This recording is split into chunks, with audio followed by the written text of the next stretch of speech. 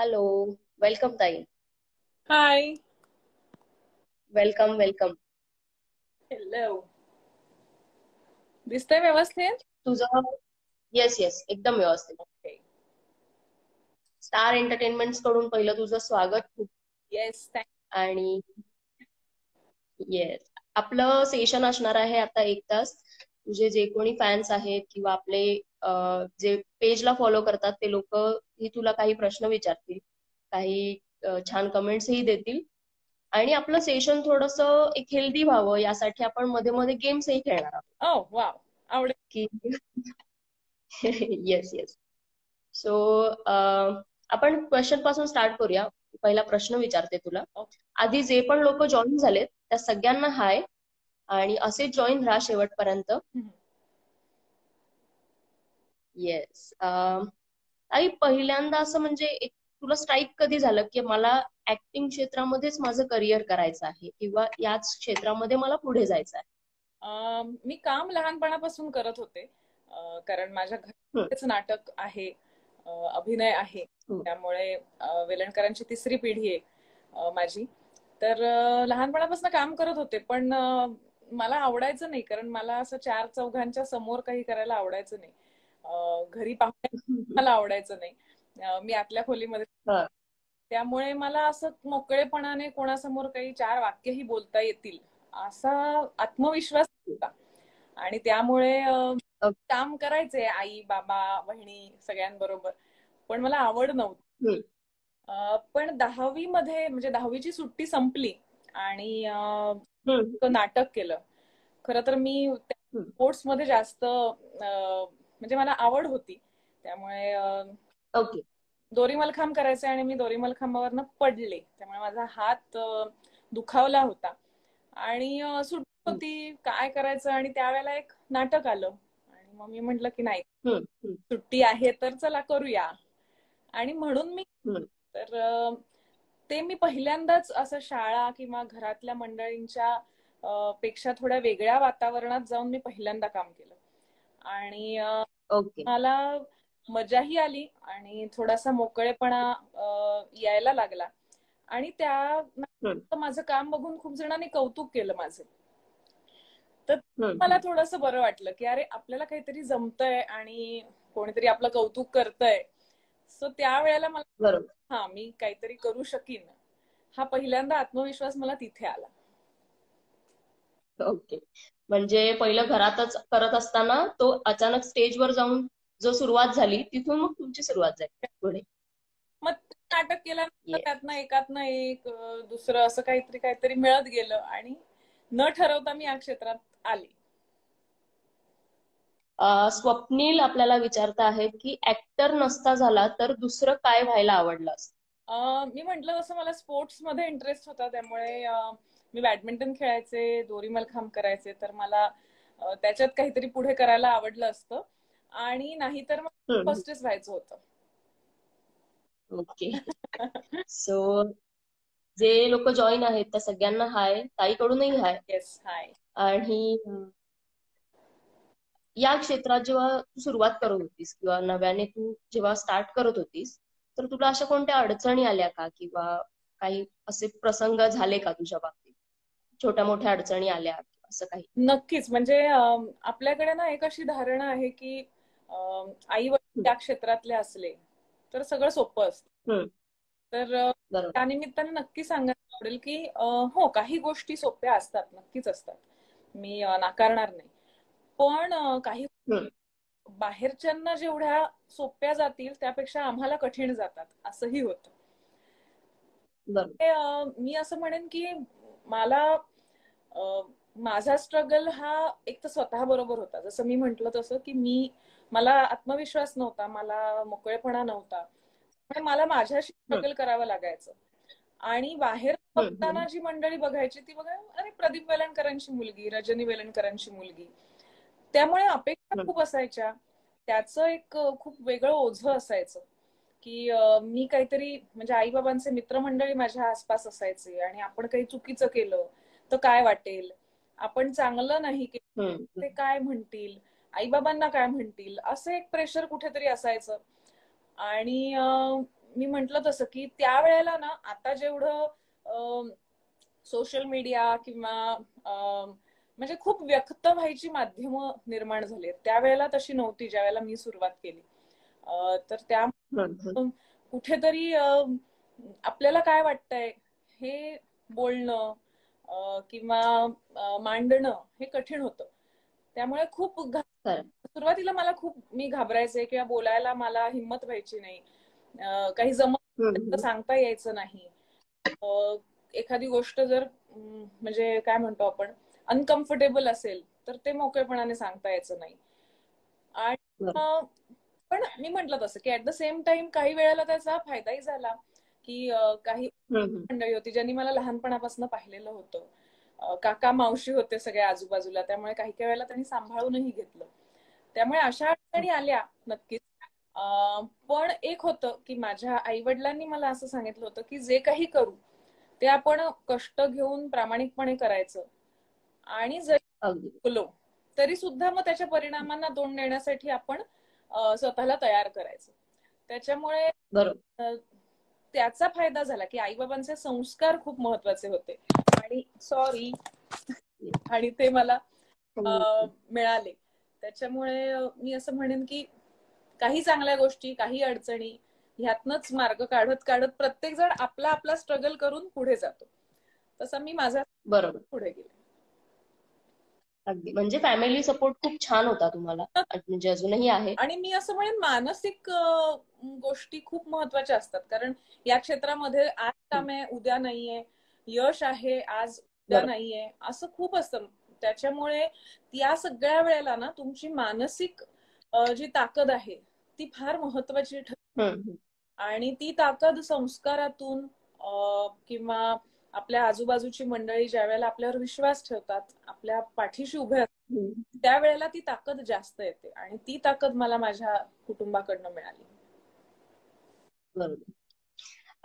मुग्धा भिडे असं विचारत आहेत की संदीप खरे, अमृता सुभाष यांच्या बरोबर तू कधीतरी वेड्यागत हा कार्यक्रम करत होतीस, तर त्याचा एखादा अनुभव किंवा आठवण असेल?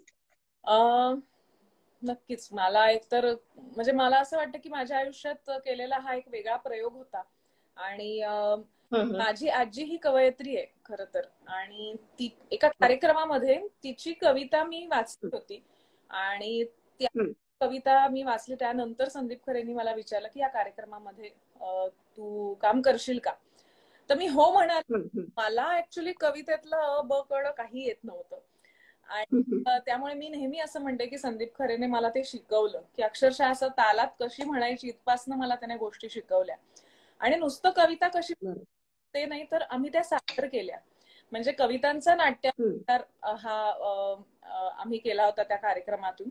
त्यामुळे आम्ही सगळ्यांनी खूप वेगवेगळ्या पद्धतीने स्वतःला पडताळून बघितलं. नंतर तर मी या कार्यक्रमात एक गाणंही म्हणायचे. आधी अमृता सुभाष काम करत होती, त्यामुळे अमृता सगळी गाणी म्हणायची, त्यामुळे मला काही जबाबदारी नव्हती. पण नंतर अमृताचा काहीतरी एक काम असल्यामुळे तिच्याऐवजी मग विभावरी देशपांडे आली.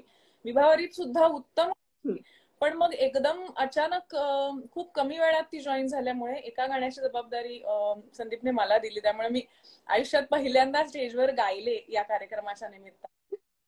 आणि आम्ही भरपूर कार्यक्रम केले त्याचे, आणि खूप उत्तम प्रतिसाद मिळाला, खूप चांगलं लिहून आलं त्याच्याबद्दल.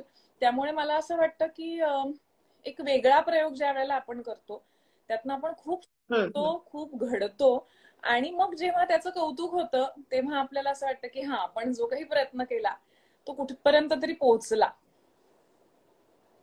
बरोबर. म्हणजे खूप छान अनुभव होता ह्या एका कार्यक्रमाचा. म्हणजे त्याचे 44 भाग झालेत, आणि आम्ही संदीप खरेच्या मागे लागलो की आपण 50 तरी पूर्ण करूया, पण तो काही मुहूर्त लागलेला नाही. ठीक आहे. सो ऑल द बेस्ट तुम्हाला पुढच्या सगळ्या कामांसाठी. येस. आणि आता आपण एक गेम खेळतोय, गेम स्टार्ट करतोय, ज्या गेमचं नाव आहे टंग ट्विस्टर. ओ वाव.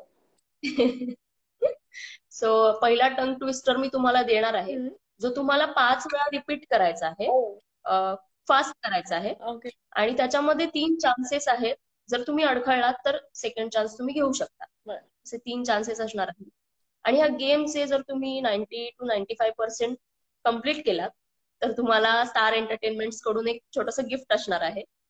सो आणि नाही केलं तो पहिला टंग ट्विस्टर आहे, नीली रेल लाल रेल, नीली रेल लाल रेल. असं 3 वेळा म्हणायचं. 5 वेळा 5 म्हणायचं वेळा. तुम्हाला, 5 वेळा रिपीट. नीली रेल लाल रेल, नीली रेल लाल रेल, नीली रेल लाल रेल, नीली रेल लाल रेल, नीली रेल लाल रेल. झालं ना? क्या बात आहे. Yes yes. आणि एकही म्हणजे चान्स न घेता तुम्ही फर्स्ट अटेम्प्ट मध्ये सगळं कम्प्लीट केलंय. मला सो क्या वा वा वा.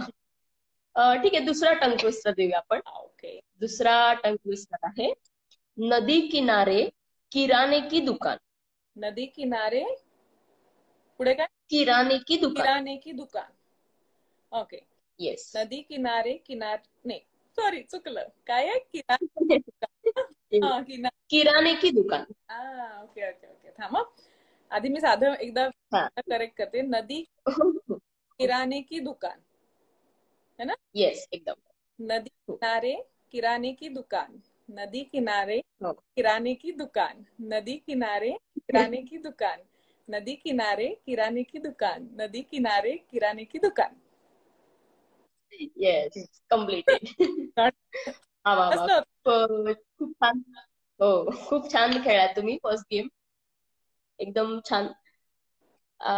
आता सगळे जे नवीन जॉईन झालेत त्या सगळ्यांना हाय परत एकदा. असे जॉईन राहा शेवटपर्यंत. तुमचे जर काही क्वेश्चन्स असतील ताईसाठी तर तुम्ही ते कमेंट्स मध्ये विचारू शकता. आपण ते ताईला विचारूच. सो माझा आता पुढचा असा प्रश्न आहे की जेव्हा आवडतं पुस्तक. ओके. तर माझं आवडतं पुस्तक आहे प्रभाकर पेंढारकरांचं रारंगढांग. आणि अजून एक प्रश्न होता माझा, ऍक्टिंग मधलं आयडॉल कोण आहे? तर मी असं म्हणेन की पहिले माझे आदर्श आहेत ते माझे आई बाबा आहेत. कारण त्यांनी फक्त अभिनय नाही, म्हणजे मी लहानपणापासून त्यांचा अभिनय बघत बघतच मोठी झाली. पण त्या नाट्य शिबिरांमध्ये मी शिकले पण आहे, त्यामुळे आईचा शिक्षक म्हणूनही माझ्यावर पगडा आहे. पण माझी काम करण्याची पद्धत माझ्या वडिलांसारखी असं सगळे म्हणतात, त्यामुळे त्या दोघांचा आदर्श हा कायमच आहे, अभिनेत्री म्हणूनही आणि एक माणूस म्हणूनही. आणि आवडते कलाकार तर मला अमिताभ बच्चन आवडते आणि मला नूतन आवडते. आता नवीन ह्याच्यामध्ये मला आलिया भट आवडते. ओके. सो पुढचा माझा असा प्रश्न आहे ताई की तुझ्या घरी जर प्रदीप सर आहेत, स्वतः तुझे वडील आणि तुझ्या आई दोघेही ऍक्टिंग क्षेत्रामध्ये आहेत, शिवाय जसं तुझं लग्न झालं तर शिवाजी सरांच्या घरी तू गेली आहेस लग्न करून, त्याचं असं काही एक दडपण होतं का किंवा अशी एक जबाबदारी वाढल्यासारखं कुठे वाटत होतं का की आता एवढी दिग्गज लोकांची नावं आहेत तर माझ्यावर ती जबाबदारी आहे, असं कधी वाटलं का? नाही, लग्नाच्या वेळेला मला असं नाही वाटलं. कारण जसं मी सुरुवातीला काम केलं त्यावेळेला मला ते दडपण होतं. पण माझं लग्न त्यावेळेला तोपर्यंत मी बरेच सिनेमे केले होते, बरेच पुरस्कार मिळाले होते, बऱ्यापैकी ओळख निर्माण झाली होती, त्यामुळे मला असं दडपण नव्हतं. हा, पण माझे सासरे जसे ते दिसतात सीआयडी म्हणून जसं त्यांच्याकडे पाहिलं जातं तसे काही ते घरात नाहीयेत, त्यामुळे एकदम छान आम्ही गप्पा मारतो. लग्न झाल्या आम्ही, लग्नाआधी पण मी एक फिल्म त्यांच्या बरोबर केली आणि लग्न झाल्या मी त्यांच्या बरोबर हापूस केली, त्याच्यामुळे कलाकार म्हणूनही आम्ही एकमेकांबरोबर काम केलं होतं. त्यामुळे असं दडपण कुठे नव्हतं मला, सासऱ्यांचं दडपण असं कधी आलं नाही की. आणि एकतर ते हिंदीत जास्त काम करायचे त्यामुळे, आणि मराठी तसं तोपर्यंत मी बऱ्यापैकी काम केल्यामुळे सगळ्यांना माहिती होतं की मी काय करू शकते, किंवा म्हणजे त्यात काही वेगळं दडपण घ्यायची काही गरज नव्हती. ओके. सो येस, माझा पण आवडता हापूस मस्त असतो. तेच माझा पुढचा प्रश्न तेच आहे की अनेक सिनेमे तू आतापर्यंत केले आहेस किंवा नाटकं केली आहेस, तर एकंदरीत म्हणजे तू हापूस केला आहेस, उलाढाल केला आहेस, किंवा सरीवर सरी, गोजिरी असे अनेक पिक्चर तू केले आहेस. तर एकंदरीत ह्या रुपेरी पडद्याचा तुझा अनुभव कसा होता आतापर्यंतचा? मी सुरुवात केली, मी ग्रॅज्युएशन झाल्या मी पहिली फिल्म केली. आणि त्याच्या आधी ग्रॅज्युएशनच्याही आधी मी पहिली हिंदी फिल्म केली, म्हणजे माझ्या आयुष्यातली पहिली फिल्म. जेव्हा मी 14वी-15वीत असताना ती केली. ती होती आणि आणि त्याच्यानंतर मग मी मराठी फिल्म केली, नॉट ओनली मिसेस राऊत पहिल्यांदा. सो मी त्या ज्या 2 फिल्म्स केल्या त्याच्यामध्ये खूप मोठ्या व्यक्तिरेखा मी केल्या. आणि तर मग हा एक प्रयत्न मी कायम ठेवला की प्रत्येक फिल्म मध्ये माझं कॅरेक्टर हे एकासारखं दुसरं नसावं, काहीतरी वेगळ्या शेड्स असाव्या, काहीतरी मला वेगळं करायला मिळावं, लोकांना वेगळं पाहायला मिळावं. त्यामुळे हा प्रयत्न होता. म्हणून क्वालिटी वाईज मी कदाचित कमी काम केलं एवढ्या वर्षात, पण जे मनापासून आवडेल ते काहीतरी वेगळं करता येईल. म्हणजे जर आज मी जवळजवळ 30 चित्रपटात काम केलंय, तर चित्रपटांमध्ये जर आपण बघितलं तर एकासारखा दुसरा अशी भूमिका फारशी मी केलेली नाही, आणि ते मी कटाक्षाने पाळलेलं होतं. कदाचित माझे आई वडील हे नोकरी करून या क्षेत्रात काम करत होते, त्यामुळे त्यांनी सुद्धा कायम मनाला आवडेल असं काम केलं. आणि मला असं वाटतं पैसा ही दुय्यम गोष्ट आहे, पहिल्यांदा तुम्हाला ते आवडलं पाहिजे करायला. त्यामुळे तो एक नकळत का होईना पण मी तो एक नियम स्वतःसाठी पाळला. आणि पेरी पडद्यावर काम करताना मी असं म्हणेन की ज्या वेळेला मी सुरू केलं ना काम, त्यावेळेला पुन्हा एकदा फेसबुक, इंस्टाग्राम आणि व्हॉट्सअप काही नव्हतं त्यावेळेला. आठवतं ऑर्कुट नावाची एक हे होती, साईट होती आय थिंक, आणि त्याच्यावर फॅन क्लब्स व्हायचे, आणि त्याच्यावर फॅन क्लब होणारी मी पहिली ऍक्ट्रेस होते. आणि माझे फॅन क्लब्स होते त्यावेळेला. आणि त्यावेळेला पेपर मीडिया म्हणजे जास्त वापरला जातो, पेपरमध्ये लिहून येणं, छापून येणं हे खूप मोठं होतं. आणि या क्षेत्रामध्ये खूप छान वेलकमिंग होते सगळेच जण.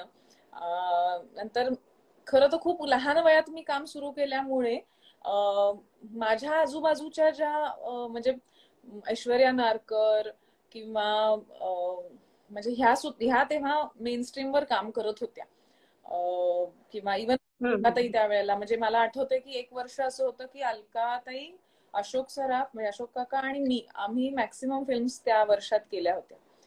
तर त्यावेळेला खूप एक वेगळा माहोल होता. मला अजूनही असं वाटतं की त्यावेळेला अजून जास्त एकमेकांचा आदर करणं, एकमेकांना ऐकणं, एकमेकांबरोबर गप्पा मारणं, त्यातनं एनरिच करणं स्वतःला, या गोष्टी खूप व्हायच्या आजूबाजूला.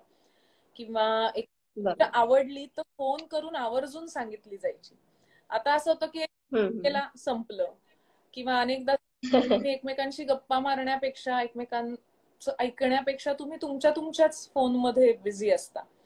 सो मला असं वाटतं त्यावेळेला जरी तो रुपेरी पडदा असेल तरी त्याच्या मागे काम करताना खूप एनरिचमेंट होती, वेगळ्या प्रकारची होती असं मी म्हणेन. आताही आहे, पण ती आता वेगळ्या प्रकारची आहे. पण त्यामुळे आपुलकी किंवा आपलेपणा त्यावेळेला जास्त होता असं मला वाटतं. आता खूप कमर्शियल किंवा प्रोफेशनल रूप त्याचं जास्त वाढलंय असं जाणवतं मला. पण पण काम करायला लागलं की शेवटी तुम्ही एक अभिनेत्रीच असता, मग आजूबाजूच्या गोष्टी विसरून तुम्हाला ती व्यक्तिरेखा करावी लागते, आणि ती तुम्ही प्रामाणिकपणे मन लावून करणं हा तुमचा जॉब आहे, तो उत्तम केला पाहिजे असं. आणि हे मी या एवढ्या वर्षात शिकले की बाकीचं आजूबाजूचं काही बदललं तरी तुमचं स्वत्व तुम्ही बदलायला नाही पाहिजे. तुम्ही तुमचा प्रामाणिकपणा, तुमचे कष्ट ह्याच्याशी प्रामाणिक असलं पाहिजे. अगदी. येस. सो आपल्याला एक कमेंट आली आहे की दर उन्हाळ्यात आम्हाला हापूस मूवीची आठवण येते. आणि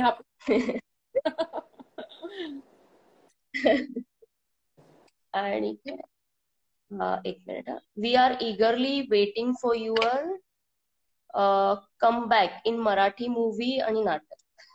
कमबॅक म्हणजे काय सांग बरं मला, कोणी विचारलाय हा प्रश्न? स्वप्नील कमबॅक काय रे? 5 साल कर. मी गेलेच नाहीये कमबॅक करायला कुठे, इथेच आहे. एक आहे मी पाऊलवाट नावाचा सिनेमा केला होता आणि त्याच्यानंतर मी 5 वर्ष सिनेमा केला नाही. नाही, पाऊलवाट शेवटचा होता अशाच एका बेटावर. त्याच्यानंतर मी 5 केले नाही, कारण माझं बाळ लहान होतं त्यामुळे. आणि 5 वर्ष आता 2 वर्षापूर्वी एक सिनेमा केला, एक निर्णय नावाचा. त्यानंतर मी मध्ये एक छोटा रोल केला, शिवाजी पार्क मध्ये एक छोटा रोल केला. म्हणजे मी सिनेमात काम करते. आणि एक निर्णय तुम्ही बघितला नसेल तर प्लीज अमेझॉनवर जाऊन बघा. खूप वेगळी भूमिका आहे, वेगळा लुक आहे. आय होप तुम्हाला आवडेल. आणि आता नवीन सिनेमा मी घेऊन येते, ज्याची निर्मिती सुद्धा मी आणि माझ्या नवऱ्याने केली आहे आणि ज्याच्यामध्ये मी आणि माझ्या काम केलं आहे. आणि लवकरच आता तो पूर्ण होतोय सिनेमा. साधारण मला वाटतं मिड मे पर्यंत फिल्म पूर्ण होईल आणि त्यानंतरच तुमच्या सगळ्यांच्या भेटीस ती येणार आहे. पुन्हा एकदा मला असं वाटतं की कमबॅक म्हणण्यापेक्षा असं म्हणूया की आता मी थोडेसे जे आवडतील ते माझ्या वयाला शोभतील असे आणि काय म्हणूया मनाला भावतील असे चित्रपट जास्त करीन. त्यामुळे कदाचित वर्षाला 4 सिनेमे पूर्वी करायचे तसं नाही करणार, पण 2 वर्षात एखादा चांगला चित्रपट नक्की करीन. आणि त्यामुळे मी केले नाहीये कमबॅक करायला, पण हा सिनेमा लवकर घेऊन येते. लवकर सिनेमा येऊ देत आणि आम्हाला सगळ्यांना नवीन काहीतरी बघायला मिळते. सगळ्यांनी नक्की बघा. येस. आणि अजित विचारत आहेत की नवीन दिग्दर्शकांसोबत काम करू शकता का? अरे माहितीये का, मी 30 सिनेमे केलेत, त्यातले जवळजवळ 17 सिनेमे हे फर्स्ट टाइम डिरेक्टर्स बरोबर केलेत मी. त्याच्यामुळे मला खूप मजा येते अशा दिग्दर्शकांबरोबर काम करायला. आणि मी कधी त्याच्यात इंटरफिअर करत नाही, कारण मला असं वाटतं की ते एका वेगळ्या पॅशनने, त्यांची स्वतःची विजन असते काहीतरी वेगळं करण्यासाठी, काहीतरी काय म्हणे आपण की पारंपरिक जे असतं त्याला छेद देणार, वेगळ्या विचारांनी म्हणा काहीतरी वेगळं करू पाहत असतात. एखादी चूक झाली तरी हरकत नाही त्यांच्याकडनं, पण ती जी एनर्जी आहे, त्यांचा जो दृष्टिकोन आहे, त्यातनं आपणही आपल्याकडनं काहीतरी नवीन निघून जातं. त्यामुळे मला भयंकर आवडतं नवीन दिग्दर्शकांबरोबर काम करायला. आणि ऍट द सेम टाइम जे रुळलेले म्हणा किंवा रुजलेले असे दिग्दर्शक आहेत त्यांच्याकडनं शिकायला मिळतं. त्यामुळे मला वाटतं की प्रत्येक माणसाकडनं आपण शिकू शकतो, नवीन काहीतरी आपल्याला मिळू शकतं. पण त्यामुळे नवीन डायरेक्टर्स बरोबर काम करायला मला आवडतं. त्यांना माझं काही जुनं माहीत असेल नसेल, त्यामुळे ते माझ्याकडनं काहीतरी नवीन काढून घेतात. त्यामुळे ही गोष्ट मला खूप आवडते. नक्की शकेन आणि केलंय आणि करत राहीन. गुमनाम हे कोई नाटक छान होतं, त्याबद्दल काय ग आला होता गेला. गुमनाम हे नाटक खूप छान होतं, त्याबद्दल एखादी आठवण आणि पुन्हा प्रयोग कधी चालू होणार? पुन्हा प्रयोग चालू नाही हे माझ्या हातात नाही, प्रोड्युसरच्या हातात आहे. पण आता मुळात नाटकच सगळी इतकी खरं तर संकटातून चालली आहेत की त्यात इतक्यात नवीन काही प्रयोग होईल असं मला वाटत नाही. पण गुमनाम हे कोई हे माझं अतिशय लाडकं नाटक. पहिली गोष्ट म्हणजे माझ्या सख्ख्या मैत्रिणीने लिहिलेलं हे नाटक आहे, शिल्पा नवलकर. स्टेजवर मी पहिल्यांदा वयापेक्षा जास्त म्हणजे वयाने जास्त अशी व्यक्तिरेखा केली आणि पूर्ण जे स्क्रिप्ट होतं ते तिच्या भोवती तिच्या बरोबर जाणारं होतं. आणि त्यामुळे पहिल्यांदाच असं नाटक केलं की जे माझ्या व्यक्तिरेखेवर अवलंबून आहे सगळ्याच दृष्टीने. आणि त्यामुळे जबाबदारी खूप मोठी. पण समाव द अदर ते जे एक प्रदीप मुळ्यांनी अतिशय उत्तम सेट आणि लाईट्स केले होते, मंगेश कदम यांनी अप्रतिम नाटक बसवलं होतं. कॉस्ट्युम्स माझ्या बहिणीने मीरा वेलणकरनेच केले होते. त्यामुळे एकदम कम्फर्टेबल वातावरण होतं. आणि प्रसाद कांबळीचं भद्रकाली प्रोडक्शन्स, त्याच्याकडे मी आधी एक नाटक केलं होतं, त्यामुळे अख्खी टीम ओळखीची होती. आणि ते गॅरेजचा सेट होता अख्खा. आणि मला असं वाटायचं की ही माझी जागा आहे, ही म्हणजे हे काय म्हणतात आय ओन दिस, असं मला फिलिंग यायचं. आणि खूप धक्कातंत्र असलेलं असं हे नाटक होतं, सस्पेन्स सायकोलॉजिकल थ्रिलर. त्यामुळे ते करताना मजा यायची. आणि केल्यानंतरच थकायला व्हायचं, कारण इमोशनली खूप हेवी नाटक होतं. आणि त्यात एक गंमत होती, त्यात माझा डावा हात काम करत नाही असं होतं. त्यामुळे की एका पॉइंट नंतर एवढी सवय माझ्या मेंदूला लागली होती की काही झालं तरी माझा डावा हात नाटकामध्ये मी पडले, म्हणजे एका प्रयोगात मी पडले होते शिवाजी मंदिरला आणि माझा पाय फ्रॅक्चर झाला. त्याच्यात मी 40 मिनिटं प्रयोग पुढे केला, तो सगळा किस्सा आहेच. पण त्या दरम्यानही माझा हात नाही हल्ला कुठे. तर मेंदू इतका ट्यून झाला होता की हा हात हलवायचा नाही. ते नाटकाचे 2 तास माझा हात हलायचा नाही. आणि एकदा मेकअप काढताना माझे कलाकार मला सांगायचे की आता प्रयोग संपलाय, तू आता वापरू शकतेस डावा हात. इतकी ते डाव्या हाताला सवय झाली. पण सवय झाली. पण खूप म्हणजे मला अतिशय ज्येष्ठ आता आपले जे अभिनेते आहेत, जयंत सावरकर, अण्णा सावरकर, तर अण्णा नाटक बघायला आले तेव्हा असं म्हणाले होते की बाकी तू काम छान करते, पण मी बघत होतो की तुझा हात कधी हलतोय, पण तू एकही चान्स मला दिला नाहीस. तर हे कौतुकास्पद आहे. त्यामुळे गुमनाम है कोई हे कायम माझ्या जवळचं नाटक राहील. येस. आणि आपण आता दुसरा एक गेम चालू करतोय. ओके. जो गेम असणार की तुम्हाला मूवीचे डायलॉग सांगणार आहे, जे तुम्हाला ओळखायचे आहे की हे कोणत्या मूवी मधलं आहे. बापरे. आणि ह्यामध्ये एक अशी चांगली गोष्ट आहे की जे आपल्याला बघतायत, जे तुमचे फॅन्स आहेत, ते तुम्हाला यामध्ये हेल्प करू शकणार आहे. हा प्लीज प्लीज, कारण मला अजिबात नाटकात राहत नाही. ओके. ओके. सो मी तुम्हाला पहिला डायलॉग देते. ओके. त्याला ना विक्रोतोमेनिया झालाय. मला खूप खूप जवळचा डायलॉग आहे तुमचा. असा शब्द आहे तो. विक्रोतोमेनिया निर्मिती मावशीचा मधला. मला हो. मला आठवत नव्हता, पण आठवलं म्हणजे. तो पिक्चर ही खूप छान, म्हणजे खबरदार एक वेगळ्या पद्धतीचा पिक्चर होता. आणि एवढे अजूनही त्याचे फॅन्स आहेत की खबरदार वरनं काय काय काय काय पाठवत असतात अजूनही. कितीतरी जण मला मेसेज करताना माझं नाव त्याच्यामध्ये काय होतं म्हणजे मला नाव आठवत नाही आता. मी म्हटलं ना नावाचे म्हणजे गोंधळ आहेत, पण मला भरत ज्या पियू हाक मारायचा मला, तर अनेक जण मला पियू म्हणून हे करतात, ओळखतात. इतकं ते पिक्चर पण आणि कॅरेक्टर लोकांना आवडतं. सो पहिला पिक्चर तुम्ही खूप छान ओळखलेला आहे, खबरदार. येस. सो आता दुसरा मी एक डायलॉग सांगते. लाज वाटते मराठी म्हणून जन्मल्याची, लाज वाटते. शिवाजी भोसले, नाही काय तो पिक्चर. मी शिवाजी राजे. मी शिवाजी राजे भोसले बोलतोय ना, असं अख्खं आहे ना ते.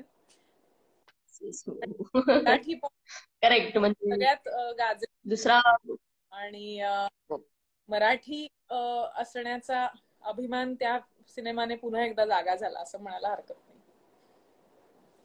Yes, I am not bad. तिसरा मला म्हणजे तुला जितकं वाटलं होतं की नाही जमणार, पण तुला खूप छान जमतंय डायलॉग ओळखायला.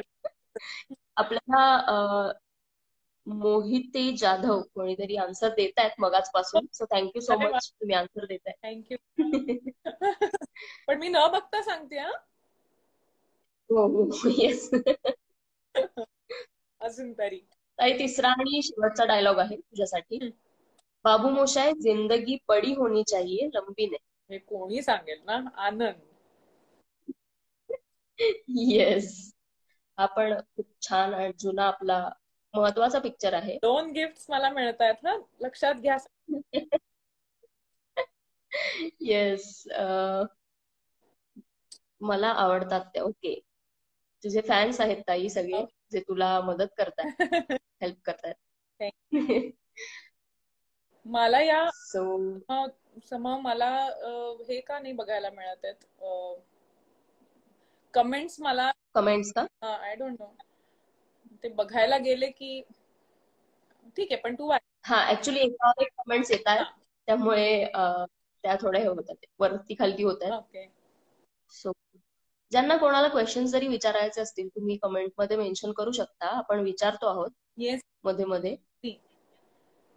मिस झाला. सो माझा पुढचा प्रश्न असा आहे की तुझं एखादं असं काम आहे का, म्हणजे जुनं काम, की ज्याच्यामध्ये तुला असं वाटतं की मी तेव्हा नाही 100% देऊ शकले, पण मला जर आत्ता संधी मिळाली तर मी आत्ता नक्की त्याच्यासाठी प्रयत्न करेन, असं कोणतं काम आहे का, नाटकातलं किंवा पिक्चर मधलं?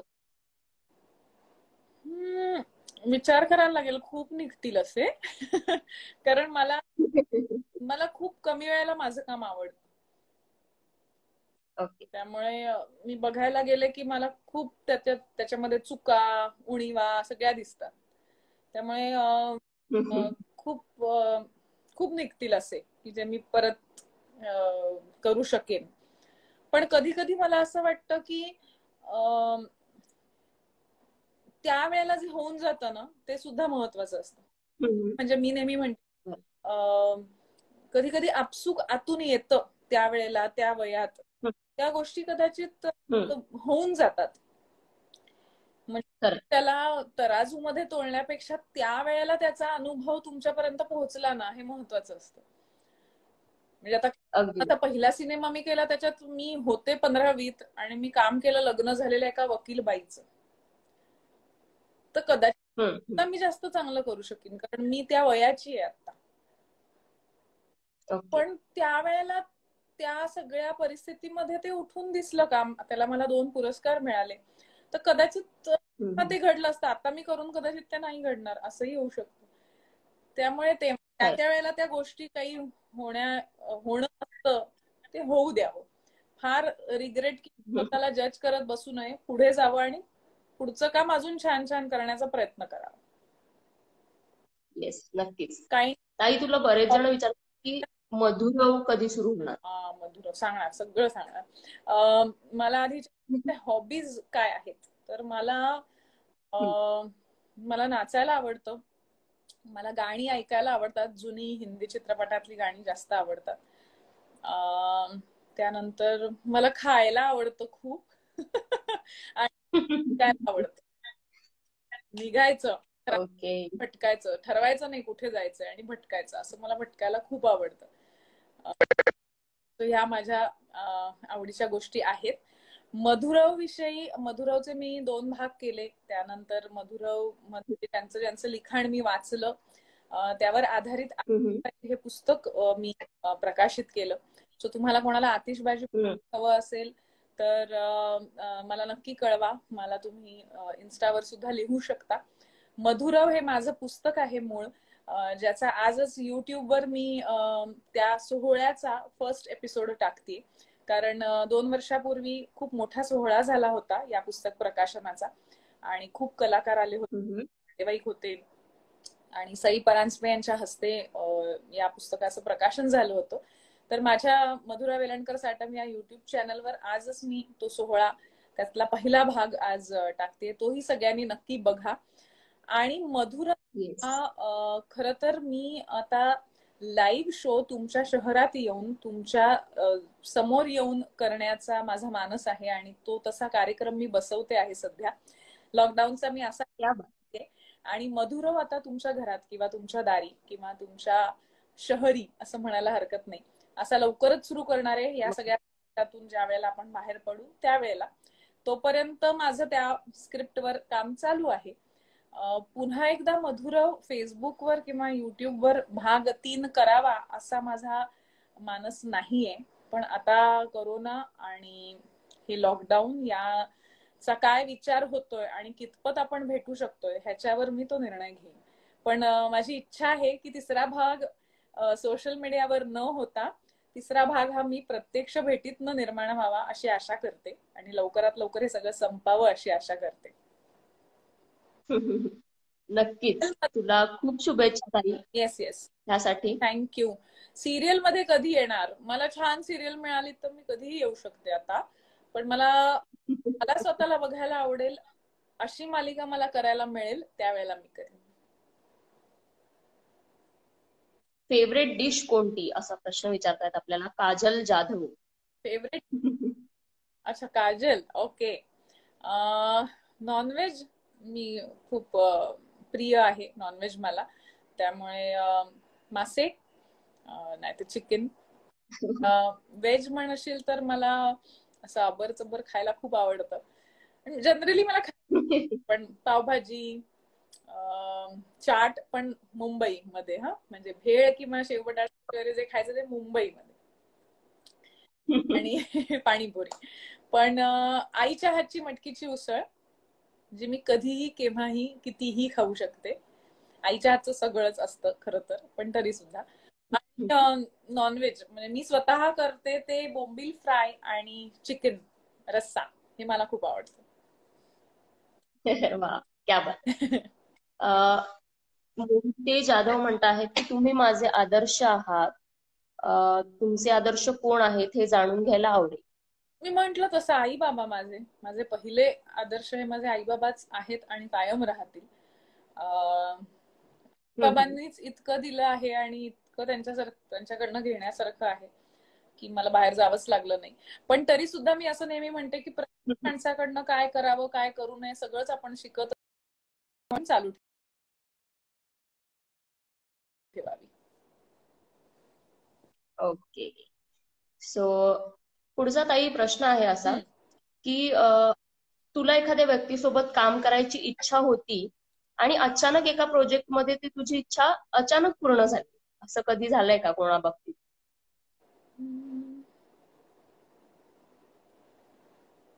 नाही खरं तर.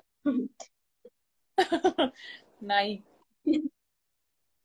ओके. असं काही की स्वप्न जास्त केलं. पहिली फिल्म मी हिंदी केली ज्याच्यामध्ये गुलशन ग्रोवर होते, जावेद.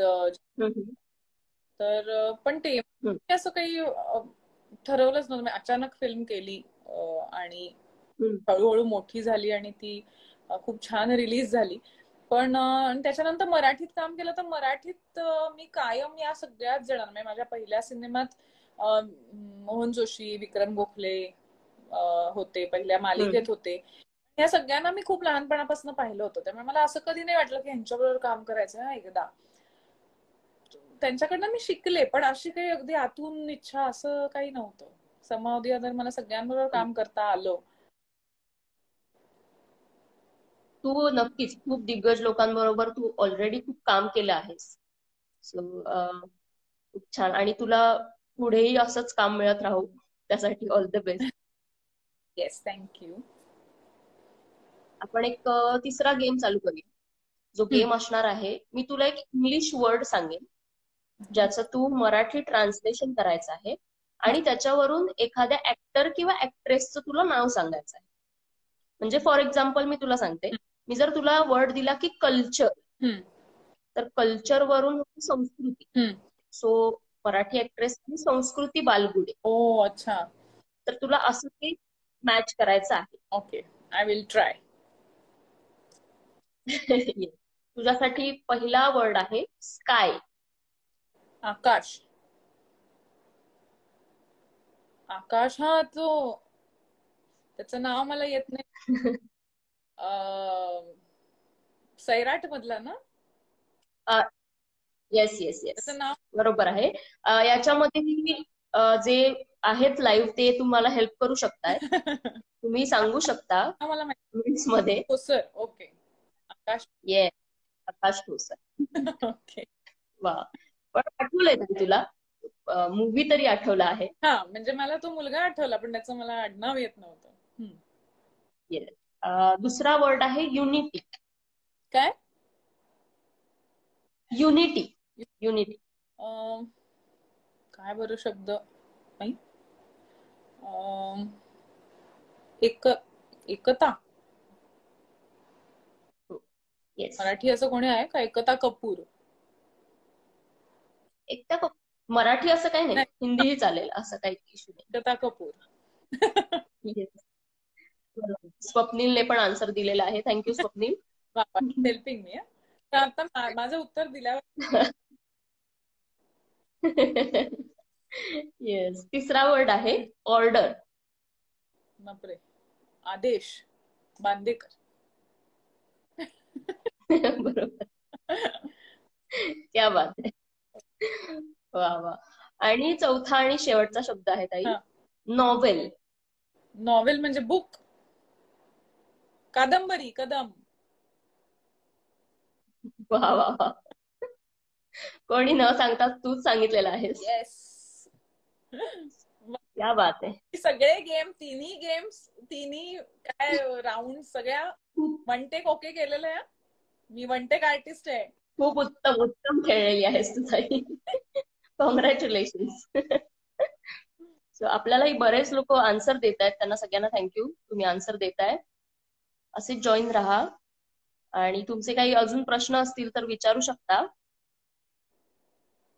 आता ताई जे या क्षेत्रामध्ये जी मुलं नव्याने आपल्या करिअरच्या दृष्टीने या क्षेत्राकडे पाहत आहेत, ऍक्टिंग क्षेत्राकडे, अशा मुलांना तू काय सांगशील, म्हणजे काय सल्ला देशील?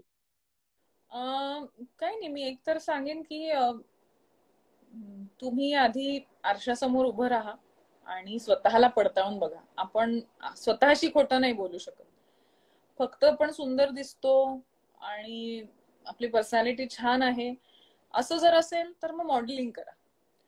पण जर खरंच अभिनयाचे गुण असतील असं वाटत असेल तर नक्की या क्षेत्रात या. खूप चांगलं क्षेत्र आहे. अडचणी या प्रत्येक क्षेत्रामध्ये येतात. फक्त आपल्या क्षेत्राची चर्चा जास्त होते, पण अडचणी काही कोणाला चुकलेल्या नाहीत. आणि जे एकदा जर ते निवडलं की हा यायचंय, तर मग कष्ट आणि मेहनतीची तयारी ठेवा. कारण जेवढं ग्लॅमरस दिसतं तेवढं ते नाहीये. त्याच्यामध्ये खूप तुम्हाला मेहनत घ्यायला लागते, कष्ट करायला लागतात, अनेक गोष्टी सॅक्रिफाईस करायला लागतात. आजकाल तर खूप कॉम्पिटिशन खूप म्हणजे खूप वाढली आहे. तुमच्या मागे इतकी मोठी लाईन आहे की तुम्ही नाही तर दुसरं. म्हणजे त्यामुळे या सगळ्याची तयारी, मानसिक तयारी करून या की यश एका दिवसात मिळतं. आजकाल एखादी सिरियल सुरू झाली आणि हिट झाली तर तुम्हाला 2 वर्ष त्या कॅरेक्टरच्या नावाने लोक उदो उदो करतील आणि मग 2 वर्षात तुम्हाला विसरूनही जातील. त्यामुळे सातत्याने चांगलं काम करणं, मेहनत करणं आणि गुणवत्ता असल्याशिवाय ते शक्य होत नाही. त्यामुळे ते करत राहणं किंवा आपल्या नवीन काहीतरी शिकत राहणं, तरच तुम्ही मोठा पल्ला गाठू शकता. हा, आता काही जण असे असतात की थोडंसं काम केलं, मजा आली आणि संपलं, तर कोणी तसं काम करू शकतं. पण जर तुम्हाला खऱ्या अर्थाने नाव कमवायचं असेल, यश कमवायचं असेल आणि ते तसंच ठेवायचं असेल, मी म्हटलं तसं यश एका दिवसात मिळतं आणि एका दिवसात तुम्हाला विसरूनही जातात लोक. त्यामुळे त्याच्यामध्ये कन्सिस्टन्सी हवी असेल तर you have to work really very hard आणि तुम्हाला मानसिक बळ घेऊन यायला लागतं. आणि मग मी म्हटलं तसं की निरीक्षण शक्ती, ऑब्झर्वेशनचं बटन ऑन करायचं कायम आणि शिकत राहायचं. विद्यार्थी दशा कायम ठेवायची आणि काहीतरी नवीन नवीन नवीन शिकत राहायचं, तर मग तुम्ही एक्सेल करत राहता.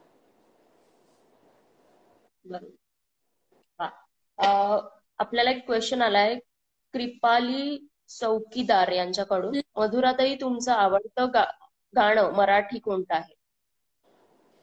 बापरे, खूप आहेत. असं एकच सांगताय? एक कसं सांगायचं? तेच माझंच सांगते मग कुठलं तरी.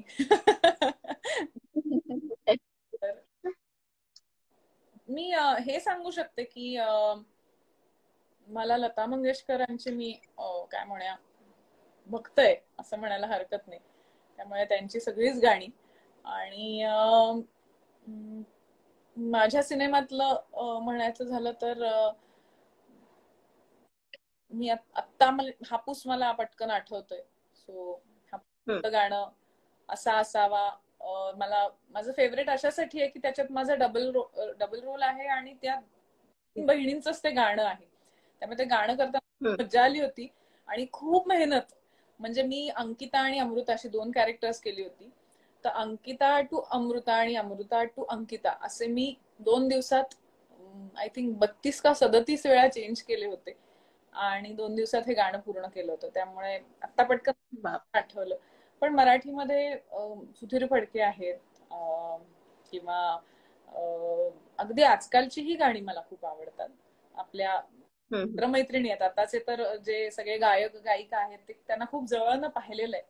त्यामुळे मुळात मला असं वाटतं की गाणं इथं पोहोचलं की ते गाणं आपल्याला आवडतं. आणि प्रत्येक गाणं वेगवेगळ्या बरोबर. काळात, वेगवेगळ्या सिच्युएशन मध्ये तुम्हाला जवळचं वाटतं. खरंय. मधुरा मॅडम, तुम्ही फिटनेस साठी काय फॉलो करता?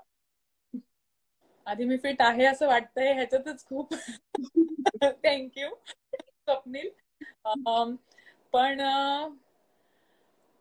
आता खरं विचारशील तर मी म्हटलं तसं की मला खायला खूप आवडतं, त्यामुळे डाएट करणं खूप कठीण जातं मला. पण मी करते, ऍटलिस्ट मी वेळा सांभाळते खाण्यापिण्याच्या. कारण माझी डायटिशियन आहे मृदुल पटवर्धन म्हणून, अतिशय उत्तम डायटिशियन मला मिळालेली आहे, जिच्याकडे मी माझ्या प्रेग्नन्सी तर जेव्हा मी काम केलं तेव्हा मी जवळजवळ 10-12 किलो तिच्याकडे कमी केले.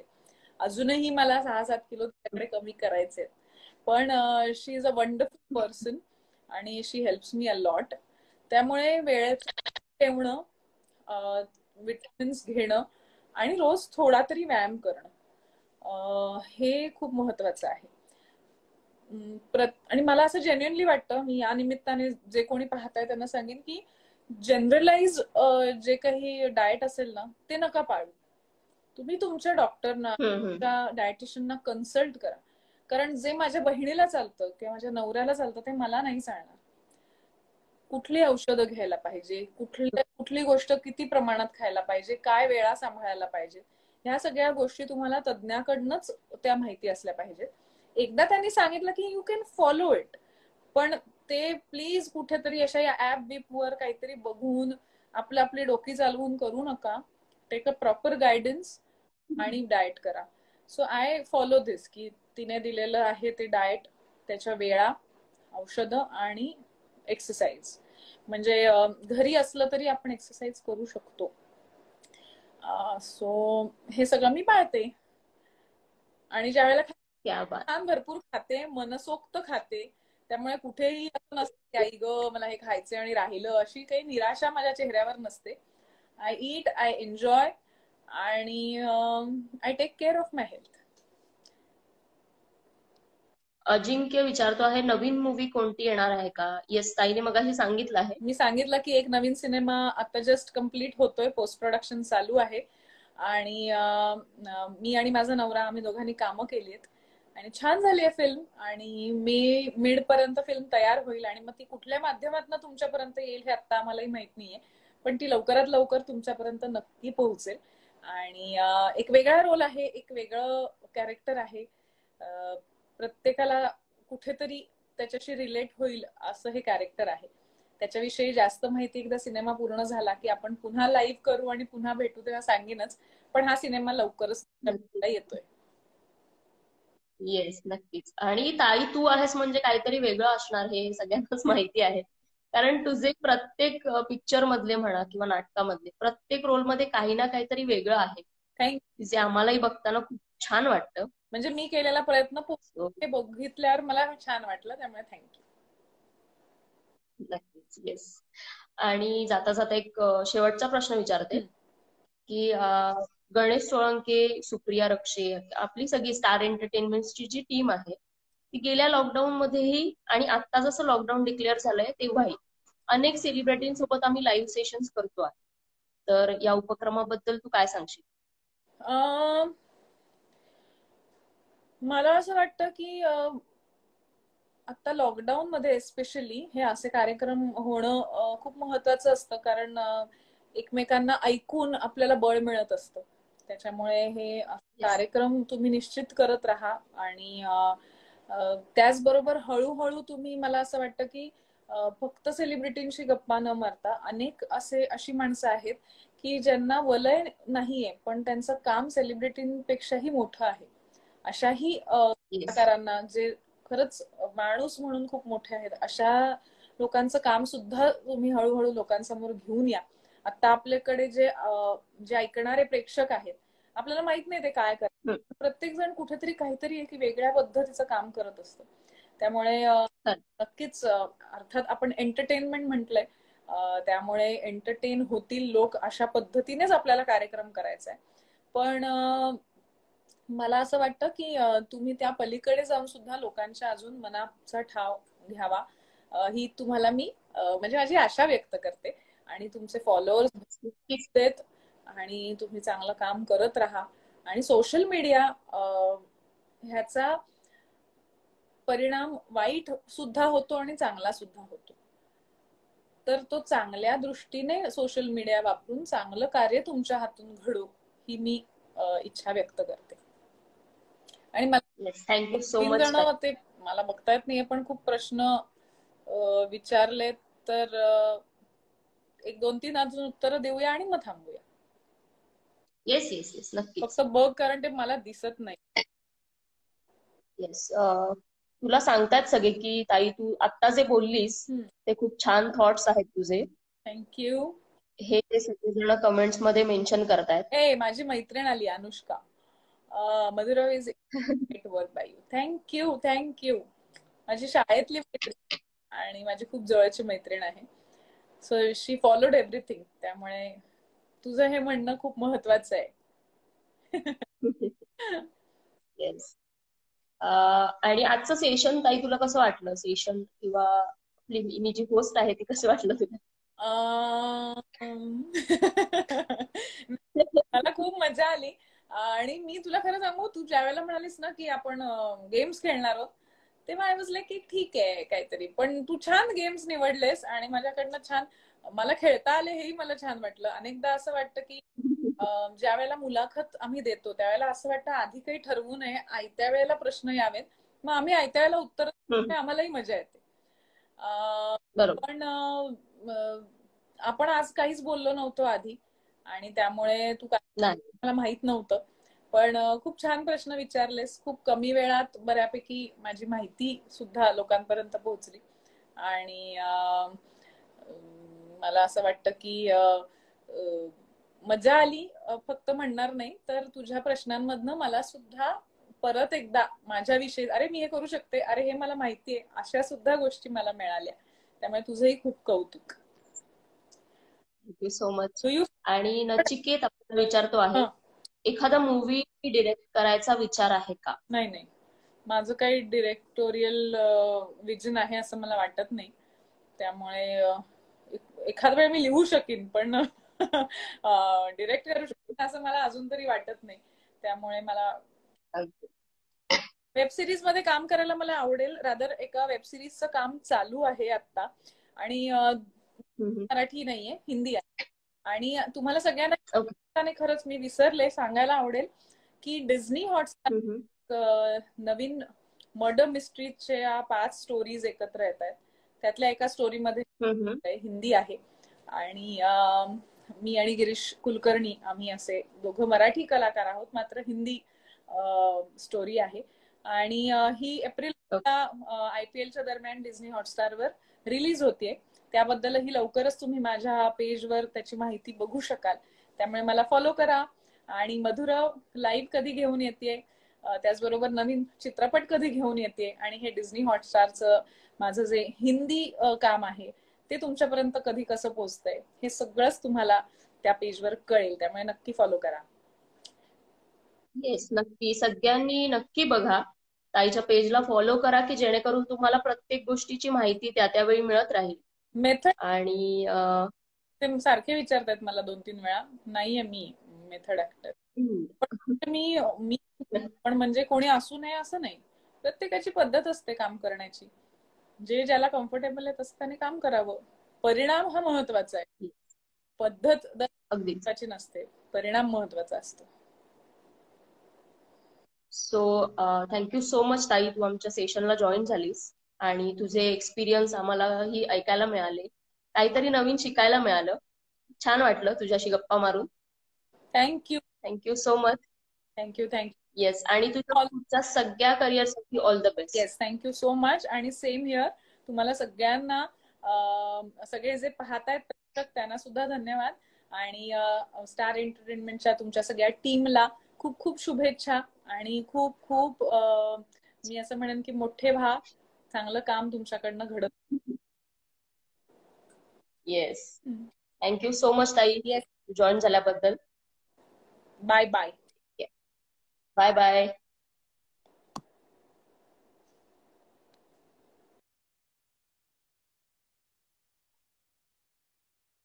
सो आपल्या ताईसोबतचं सेशन खूप छान झालेलं आहे.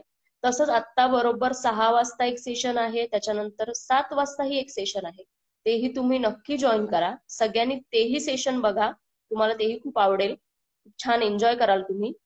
थँक्यू सो मच सगळ्यांना जे सेशन बघत होतात, ऐकत होतात आणि इन्व्हॉल्व झाला होता त्याबद्दल thank you so much. Bye bye. Have a great evening.